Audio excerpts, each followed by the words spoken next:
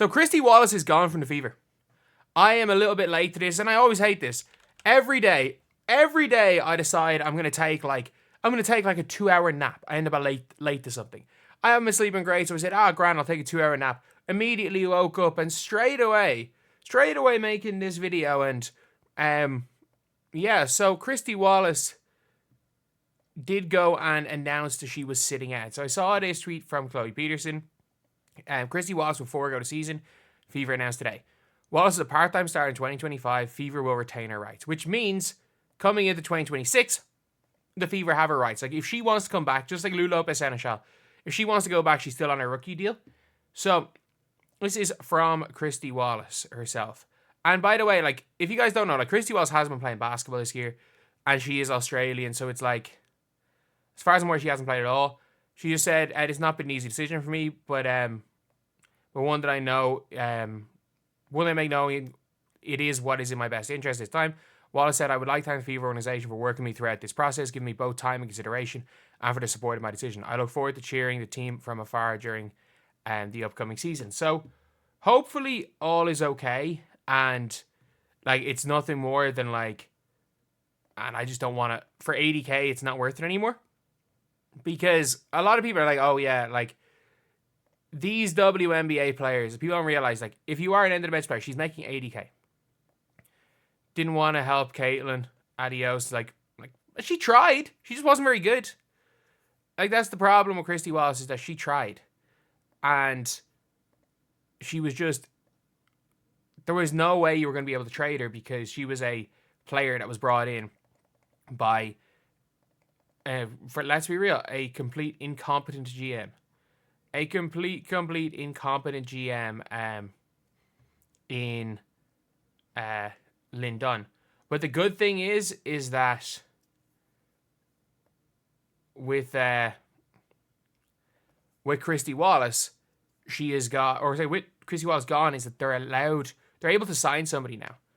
But so as you can see here, Kristy Wallace's contract will be suspended, and she will not be eligible to return during the 2025 season with the retaining her rights.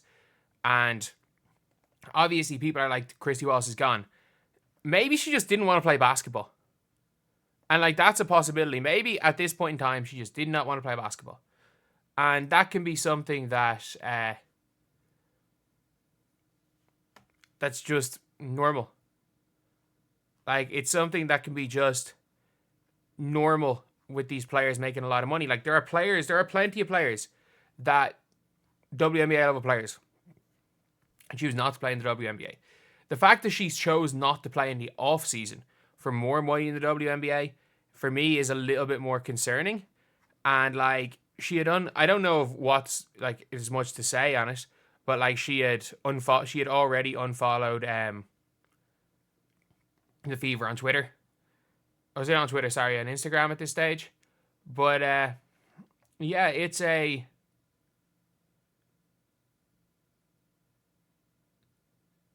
is a big one, and obviously there's other stuff going on. I think from what I've seen on Twitter, I don't know how true it is. It seems like her stepmother had passed away, and I don't know how true that is. And like, with that being the case, then fair enough. Spend time to yourself. Come back next year. Like, I'm still not opposed to Kristy Wallace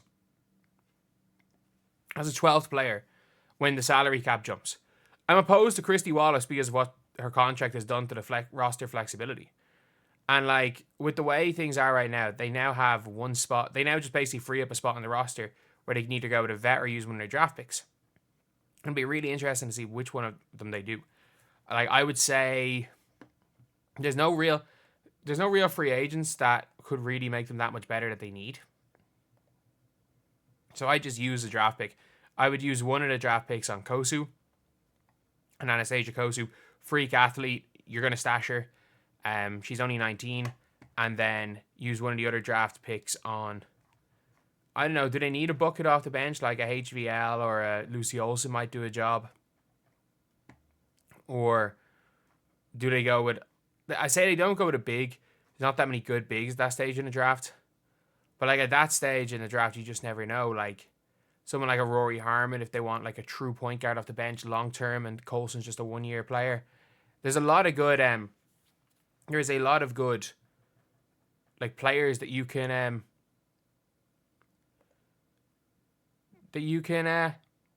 pick up, and I would be interested in seeing what they're doing with the draft. But it won't have Kristy Wallace, and at least it means that they potentially could bring in someone in the draft.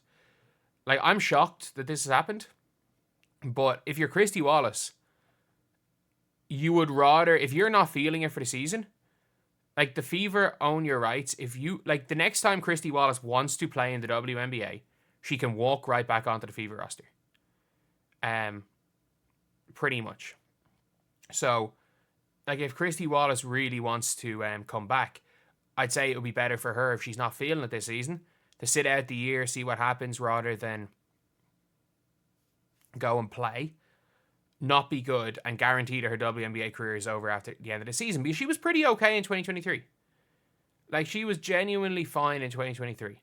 And at this stage, like, look, it is what it is for Kristy Wallace. Like, she's made the best decision for her. That is the best decision for the team as well. And yeah, it will be interesting to see. And I'm going to make videos talking about what's going to happen to that spot. It's a little bit almost like Katie Lou, where it's like, you're not going to clear up the full... clear up her full salary, but it's only 80k. It's not really that much, to be honest. But, yeah, it's a big one for Fever fans, and it is going to help them. It is going to help them without question going into next season.